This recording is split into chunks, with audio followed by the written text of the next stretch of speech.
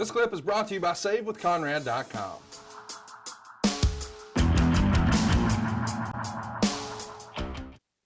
Let's talk about, or I guess we should briefly mention, there is a dark match. Daniel Bryan is going to beat Ted DiBiase in 5 minutes and 13 seconds with the label lock. Meltzer would say much better than usual dark match, and the crowd treated this like a main event with a huge response for Bryan.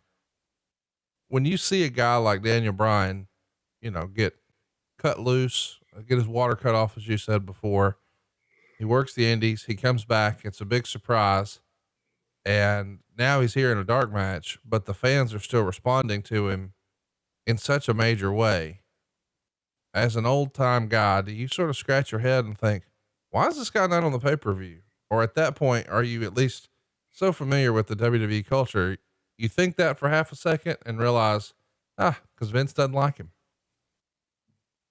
Bingo.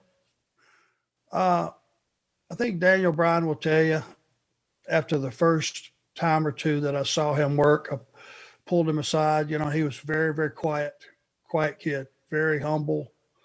He walked those halls. You didn't even know he was in the locker room. He's very quiet. And I said, hey, I'm a big fan of your work. And I wasn't blowing smoke, because it leaves a bad taste in my mouth.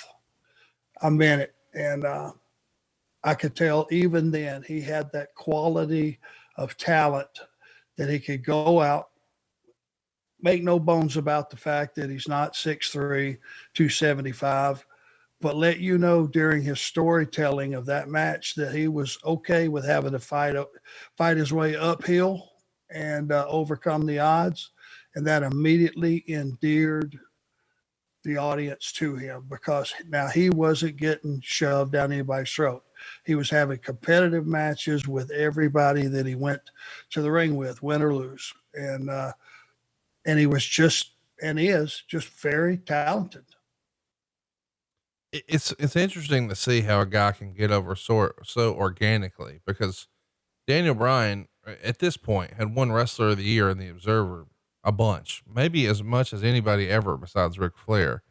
So the hardcore fans know he's one of the best wrestlers that ever lived, but he doesn't exactly check all of Vince McMahon's boxes of what he thinks a wrestling superstar is supposed to look like or wrestle like. But over time, it's felt like maybe Vince has come around on, maybe moved away from some of his old school way of thinking. 10 years prior to this, I don't know that they would have had a spot for a guy like a Bray Wyatt. And now we've seen what an incredible run he's had. I know people have been critical of creative, but my goodness, you can't argue with the idea that Vince McMahon hasn't been fully invested in the character.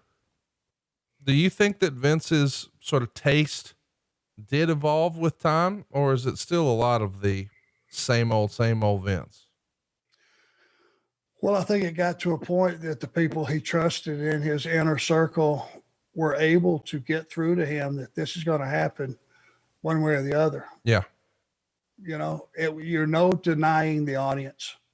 You cannot deny the audience. They will tell you what they want and they will spit out what they don't. And if you're not receptive or smart enough to not wait 6 months, right then get your heads together and go, okay, guys, tonight, what did we see?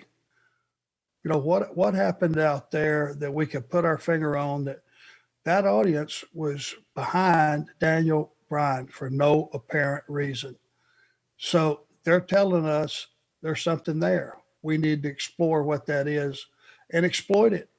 And, push Daniel Bryan exactly the way that he was getting over, make him earn his way every step of the way. And sometimes, you just got to listen to the audience. They'll tell you what they want. Later in the same show,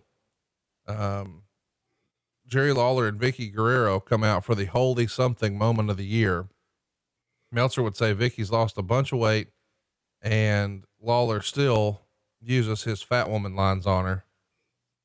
I think over the years, Lawler got heat for some of that unnecessarily, Arn, but he's not writing these jokes. This is a script that's handed to him, right? Correct. Never agreed with it. Never will agree with it. It's just there's some rules, and we've discussed them many times. Let's talk. You don't say old. No. You don't say fat. You don't say skinny, too small. None of those things, because they're all going to end up biting you in the ass when that person ends up kicking your ass. Yeah. The idea being, if you're a fat, slow old man, well, what's that say about you when he beats you? Check. You didn't beat anybody. So you got to make him look good. So when you beat him, you did something, you accomplished something. Correct. Let's talk. Hey, it's Conrad Thompson. Thanks for checking out the podcast here on YouTube. Be sure to hit the subscribe button and the notifications bell so you get a notice anytime we upload some new content. And go save yourself some money right now. If you're in a 30-year loan or you have credit card debt, it's not a matter of if I can save you money. It's a matter of how much.